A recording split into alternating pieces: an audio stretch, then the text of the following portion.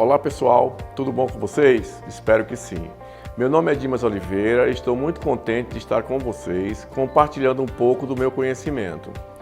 O objetivo dessa palestra é tratar de assuntos que giram em torno do planejamento físico de sistema de alimentação, possibilitando o desenvolvimento do senso crítico para a tomada de decisões em projetos, reformas, adequações e implantações de cozinhas profissionais. Mas antes de começar, quero me apresentar melhor. Como eu disse, meu nome é Dimas Oliveira, sou graduado em Engenharia Civil, especialista em Administração de Empresas pela FAAP e, por fim, pós-graduado em Gestão Empresarial pela Fundação Getúlio Vargas. Iniciei minha carreira como engenheiro residente em uma obra do Instituto Adolfo Lutz, no interior de São Paulo. Em 1986, assumi o cargo de gerente industrial da Crown, uma empresa especializada em artefatos de inox e equipamentos para cozinhas profissionais. Foi nesta empresa que descobri a cozinha e também a falta de literatura sobre o assunto. Muita gente falava sobre cozinha profissional, mas eu não conseguia encontrar um elo de ligação que nos mostrasse um modelo teórico a ser seguido. Comecei a pesquisar e conversar com os nutricionistas, chefes de cozinhas, gastrônomos, gerentes de alimentos e bebidas e proprietários de restaurantes. Como engenheiro, comecei a encontrar a lógica que unia todos os conceitos e me aprofundei ainda mais sobre o assunto. Foi então que comecei a pesquisar as situações ligadas à segurança alimentar, microbiologia, segurança do trabalho, ergonomia, produtividade, operação, tecnologia e, enfim, acabei me especializando nesta área. Em 1988, assumi na Brasinox a gerência de instalações e montagem de cozinhas na região sudeste.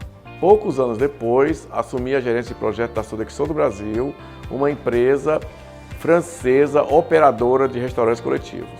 Foi em 1981 que eu fundei a Nucleora, uma empresa especializada em projetos de cozinhas para cafeterias, bares, restaurantes comerciais, restaurantes coletivos, hoteleiros, escolares, hospitalares, catering aéreos, catering de estádios, centrais de produção de alimentos, laboratório de gastronomia, entre outros.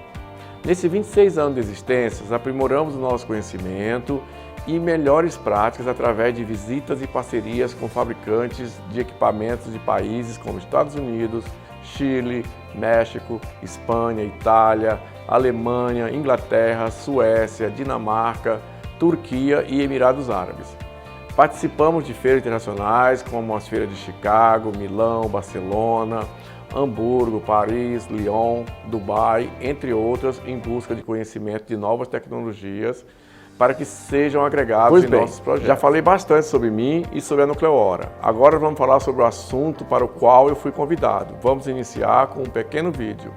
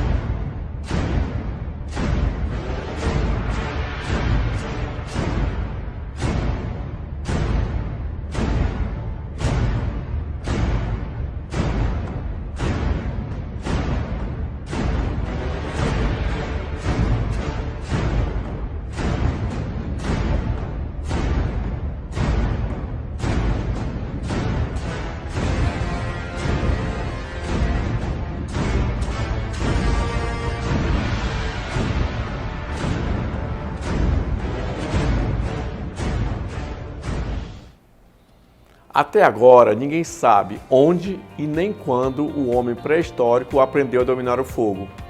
O fenômeno extraordinário que nos possibilitou a conquista do planeta. A descoberta do fogo aconteceu em um tempo distante, cerca de 500 mil anos antes de Cristo. O fogo deu ao homem o poder contra os predadores da época, proteção contra o frio e ajudou a melhorar o paladar através dos alimentos cozidos e assados. Há 9.000 anos antes de Cristo, sucedeu um caso que mudaria o mundo para sempre. Em uma noite fria, já vivendo em comunidade, para proteger uma fogueira, um homem usou pedras contendo, então, desconhecido minério de cobre. Na manhã seguinte, Misturado às cinzas, o homem observou que o calor do fogo havia transformado aquelas pedras do estado sólido para o pastoso. Logo, o homem aprendeu que poderia ser moldado, transformando então em várias formas, como armas e objetos, que se podia colocar o alimento. A partir dali, os caminhos para o desenvolvimento da metalurgia se abriram e com isso surgiram as primeiras panelas de cobre. Após a criação da panela, o homem começou a cozer os alimentos antes de comer, transformando assim seus sentidos relacionados a sabores, texturas e odores, com isso o desenvolvimento do cérebro humano. Vamos rever os fatos importantes da história moderna. Agora, uma linha do tempo com relação ao nosso mercado de refeições fora do lar. Em 1120, a gente tem um formato do primeiro restaurante já próximo dos moldes que nós conhecemos hoje. Em 1554, a gente tem a primeira cozinha coletiva. Em 1681, nós temos a descoberta da panela de pressão. Em 1798, o primeiro fogão a lenha. Em 1834, o primeiro refrigerador.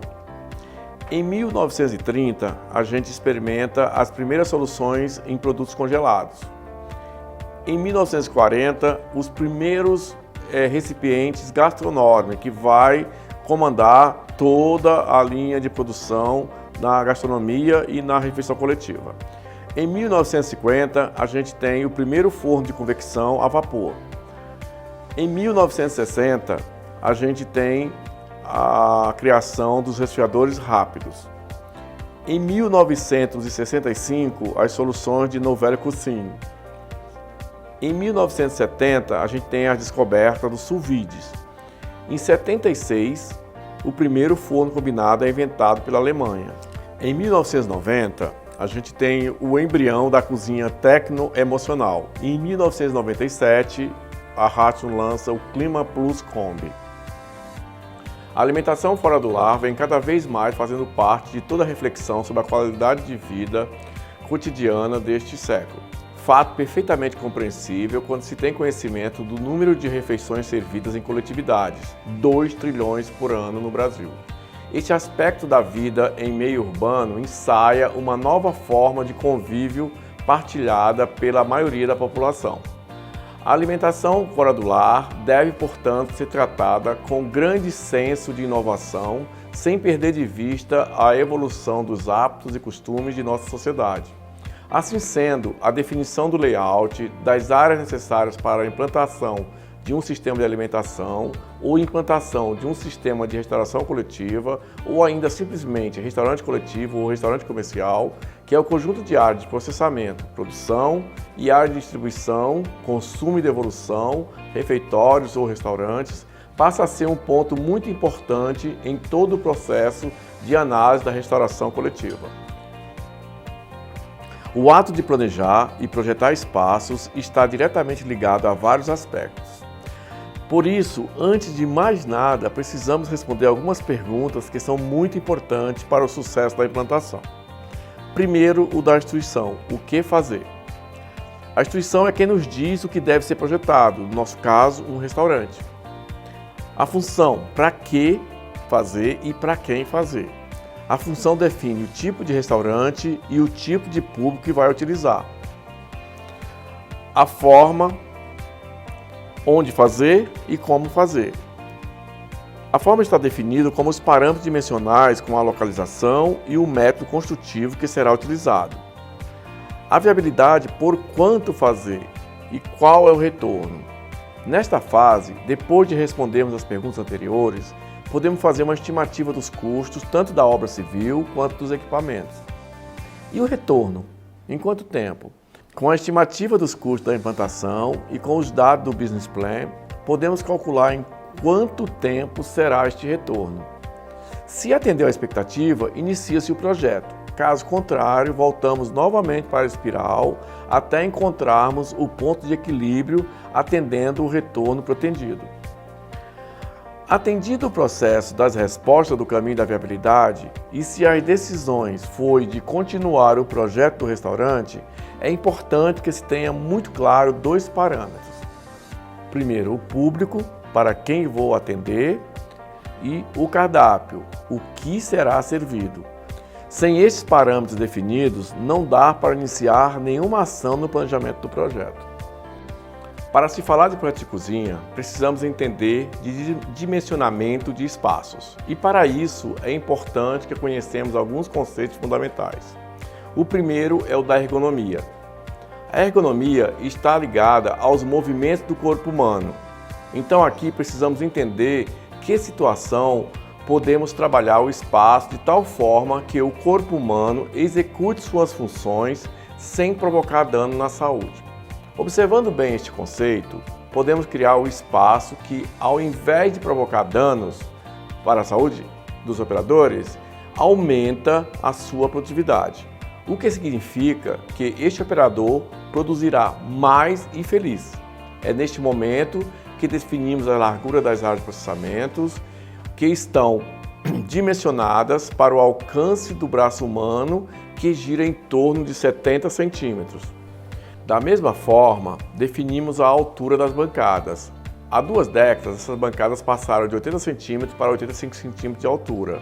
E agora definimos em 90 centímetros, pois a estatura média dos operadores aumentou. E para não provocar danos ao operador que cresceu e continuaria trabalhando com bancadas mais baixas. Nesse ambiente, a intenção é a gente demonstrar os conceitos de ergonomia e território. Ergonomia. A gente aqui nesta bancada, a gente tem a prática daquilo que a gente falou, que é 70 centímetros de afastamento, que tem a ver com a produção, capacidade produtiva do braço. Aqui nós temos a ideia da altura, 90 centímetros de altura da bancada. Aqui ainda, para exemplificar um pouco do território, a gente tem alguns utensílios que são específicos de cada território. Por exemplo, a placa de etileno verde, ela é específica para corte de vegetais. A placa de etileno vermelha, ela é específica para o corte de carnes. A placa azul, específica para o corte de peixes. A placa amarela é específica para o corte de frango. E a placa branca são para outras atividades diferentes desta de carnes ou vegetais, mas como panificação, confeitaria, etc. Por que isso é importante? Porque no território de cada uma das atividades, a gente precisa ter esses utensílios definidos, porque a gente sabe que se eu cortar carne numa placa e em seguida for cortar um peixe, as bactérias originais do produto da carne poderiam passar para o outro produto, mesmo que a gente higienizasse, ok? O deslocamento humano também nos dá um subsídio muito importante para definirmos a largura entre as bancadas de trabalho, adotando 1,20 de largura, que é ideal para ir e vir uma pessoa ao mesmo tempo. Temos outras situações de aplicação da ergonomia na cozinha, como a definição das alturas das prateleiras, estantes, largura dos estoques, largura das camas frigoríficas, que se aplicam conforme a demanda do projeto. Temos outras situações de aplicação da ergonomia na cozinha, como a definição das alturas das prateleiras, estantes, largura dos estoques, largura das camas frigoríficas, que se aplica conforme a demanda do projeto. Outro conceito é o de território. Precisamos entender bem as operações dentro de uma cozinha e quem são estes operadores, para que possamos definir os espaços que eles irão trabalhar. A definição desse espaço determina o território de cada um. Imagine o trabalho de um açougueiro. Ele precisa de facas específicas, placa de etileno para uso exclusivo do corte de carnes, e se não definirmos este espaço muito claramente, podemos ter o conflito com outra área. Além disso, temos que entender as normas que regem a segurança alimentar, que orienta que esta área seja climatizada com temperatura adequada. Todas essas situações nos deixam claro que temos que ter um espaço que define claramente o território do açougueiro. Dentro desse mesmo conceito, precisamos criar o território do operador que prepara os vegetais, o território do cozinheiro, o território do confeiteiro, evitando conflitos e cuidando da segurança alimentar. A intenção nesse espaço é a gente demonstrar a importância de se entender a tecnologia e o que essa tecnologia ocupa de espaço para prever no espaço. Por exemplo, aqui nós temos uma cafeteira. Ela é uma cafeteira alemã só que ela é uma central de produção de café, ela aumenta demais a produtividade da produção do café, ela diminui acidente de trabalho, então ela tem algumas vantagens de retorno para a utilização desse equipamento. Então, se a decisão é utilizar uma cafeteira como essa, eu tenho que entender que largura que ela ocupa, que altura ela opera, para me prever no espaço. Aqui nós temos o fabricador de gelo. O fabricador de gelo também precisa de algumas situações específicas, por exemplo, que ambiente eu vou trabalhar, ele produz um certo ruído, se esse ruído vai ou não atrapalhar a operação onde eu vou prever, e ele precisa de água, ele precisa de energia elétrica e precisa de um dreno. Então, essa situação ela tem que estar bem compreendida na hora de fazer o projeto. Aqui nós temos um sistema de exaustão, uma coifa. Esta coifa ela está dimensionada para pegar toda a poluição que esse fogão possa provocar. Então, aí os colegas de projetos de sistema de exaustão e ventilação é que vão dimensionar a vazão que essa coifa vai trabalhar, mas a gente tem que entender que eu preciso estar a 1 metro de altura da coifa do fogão para fazer essa captação. E também, na norma de exaustão, eu tenho que ter um afastamento de 20 centímetros da coifa para o equipamento. Então isso é importante. Então, nesse espaço aqui, deu para demonstrar como é importante entender a tecnologia para sugerir esta tecnologia no projeto. Dependendo do objetivo do projeto, se ele fosse ser utilizado, a gente precisa levar em consideração toda essa dimensão que é muito grande. Mas nele nós temos uma chapa lisa em aço carbono, ela é específica para grelhar um determinado tipo de produto. Aqui nós temos uma chapa francesa, onde eu tenho um núcleo que eu vou poder selar um produto, depois que eu selo, eu jogo para as pontas para continuar grelhando. Aqui nós temos um fogão de 2 bocas. Do outro lado do fogão, nós temos uma chapa de indução, que ela é muito boa para algumas preparações, como cocção com água. No outro lado, uma chapa cromada, que também é específica para alguns produtos que eu vou grelhar, e mais um fogão com 2 bocas. Então assim, dependendo do objetivo do restaurante, se o objetivo for trabalhar com esse tipo de operação, eu tenho que ter uma real certeza dessas dimensões que vão ser ocupadas. Normalmente esses fogões são importados, então mais ainda é necessário um conhecimento profundo da tecnologia quando você for prever no projeto. O terceiro conceito é a tecnologia. Precisamos ter espaços bem definidos para o uso da tecnologia. A tecnologia é o principal aliado dentro de uma cozinha para aumentar a qualidade, a produtividade, a satisfação dos operadores e clientes e, assim, reduzir o desperdício. Desta forma, quando se define os equipamentos das diferentes áreas da cozinha, temos que levar em consideração o espaço que estes equipamentos ocupam e aí precisamos entender o que o mercado já tem para nos oferecer, pois criar equipamentos especiais pode ficar caro porque é um projeto específico e pode demorar para ficar pronto, podendo ainda apresentar alguma surpresa no momento de sua utilização. Ser muito bem avaliado para evitarmos transtorno no momento da implantação. Hoje é muito viável a aplicação de tecnologias que possam fazer preparações antecipadas e seguras, como o uso do Cook and Chill ou sous vide. E ainda temos muito que pensar no espaço ocupado e no impacto que essa operação pode provocar. Neste ambiente, a intenção é a gente trabalhar o território da panificação e da confeitaria. Para isso, nós temos que entender a tecnologia que envolve estas áreas. Esse primeiro equipamento é uma homogeneizadora de sorvetes. Então aqui, nesta máquina, é possível fazer qualquer tipo de sabor de sorvetes, né? Aí tem que estudar as dinâmicas do equipamento. É um equipamento de origem da Eslovênia, né? Nesse segundo equipamento, nós temos uma misturadora para cremes. Aqui a gente faz cremes quentes e ela já tem tecnologia para resfriar esse creme. Que eu posso fazer esse creme tanto para uma segunda condição que eu vou utilizar em um outro tempo, ou eu posso já fazer também um sorbet a partir daqui. E aqui uma batedeira. Aqui, continuando ainda na panificação e confeitaria, a gente trabalha com assadeiras de 60 por 80 ou 40 por 60. Vai depender da condição, da capacidade produtiva que eu quero fazer o projeto. Para isso, nós temos equipamentos adequados a essa capacidade. Nesse equipamento aqui, que é um equipamento da Itália, da Unox, trabalha com assadeira de 60 por 40. Aqui, você já tem um equipamento maior que trabalha as assadeiras de 60 por 80.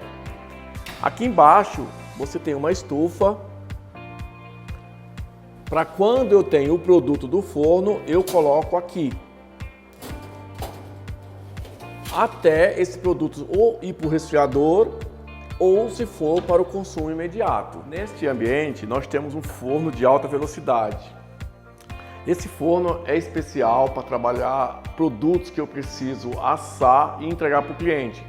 Eu ponho aqui um sanduíche ou qualquer que seja o objetivo e eu tenho um tempo muito rápido para entregar, porque ele trabalha com micro-ondas, associado ao micro-ondas ao forno de convecção.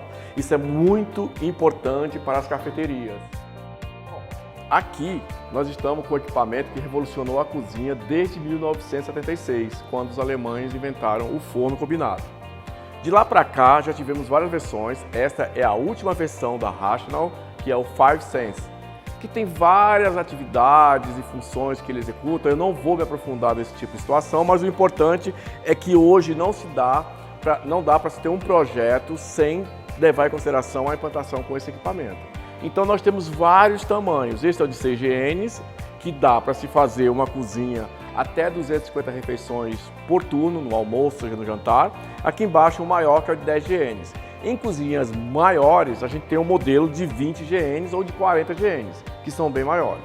Esse equipamento foi a única forma de se resolver a situação de ter um equipamento que conseguisse conciliar o máximo de tipos de cocção. Por exemplo, ele grelha, ele frita sem óleo, ele faz bifes empanados, ele faz arroz, ele faz legumes ao vapor. Então, assim, qualquer tipo de cocção, ele é o equipamento perfeito. A única cocção que a gente não consegue fazer dentro desse equipamento com qualidade seria os molhos. Aí os molhos eu precisaria ter um fogão para fazer isso, utilizando chama e tempo. O resto das cocções todas ele pode ser feito aqui. É um equipamento muito simples. Aqui a gente coloca os gastronormes, que são aqueles recipientes padrões que a gente falou na linha do tempo. Esse recipiente ele pode ser utilizado por todos os equipamentos da cozinha que precisam de armazenagem, seja no balcão frigorífico, seja no resfriador rápido, ou seja num forno de panificação que pode ser adaptado ao gastronorme também.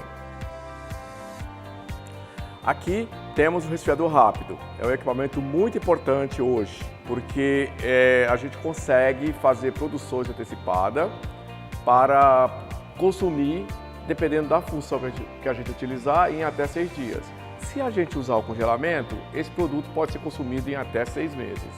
Esse equipamento, ele hoje é fabricado numa compatibilização com o forno combinado, porque o que eu faço no forno, eu coloco dentro do resfriador. Então ele tem que ter a mesma situação de encaixe dos gastronormes. Por exemplo, quando eu tiro o gastronorme do fogo, eu coloco aqui no resfriador rápido, ele tem a mesma dimensão.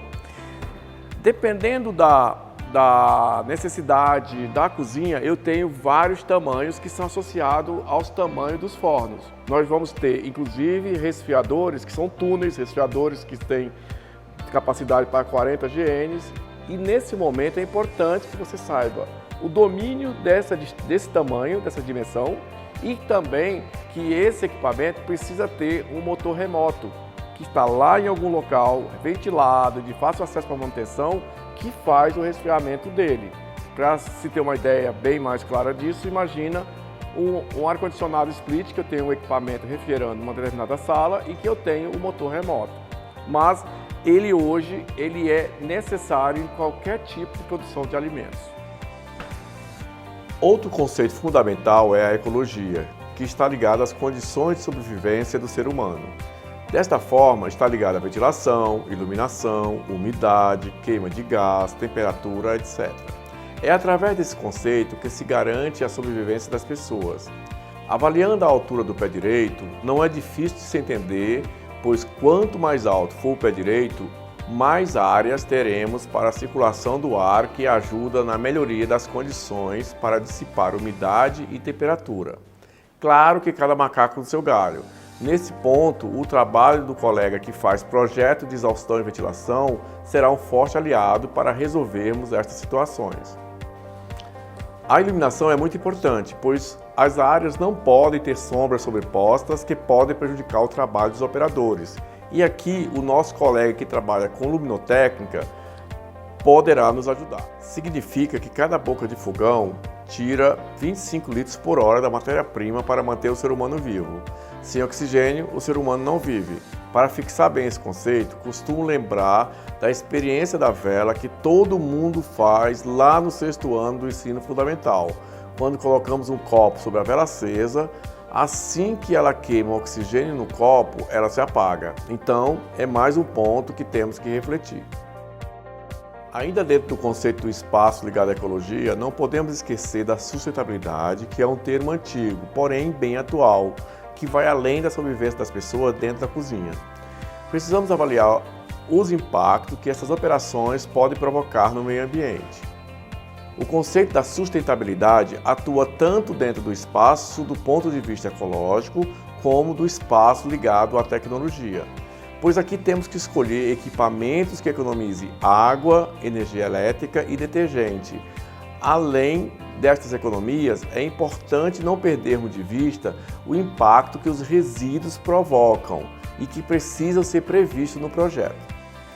Temos que avaliar o impacto do resíduo orgânico adotando o uso de tecnologias que consigam tratar os mesmos. Com esta visão clara das demandas espaciais que envolve o projeto, podemos entrar no planejamento do projeto. Quero agradecer a Carla e a Fernanda, diretora da Angefood, que nos cederam gentilmente as instalações da sua cozinha experimental para que a gente pudesse mostrar um pouquinho na prática tudo que a gente mostrou na teoria. Quero também agradecer o convite pelo Conamag, que foi um prazer enorme estar aqui e até breve. Espero encontrar vocês em várias outras ocasiões.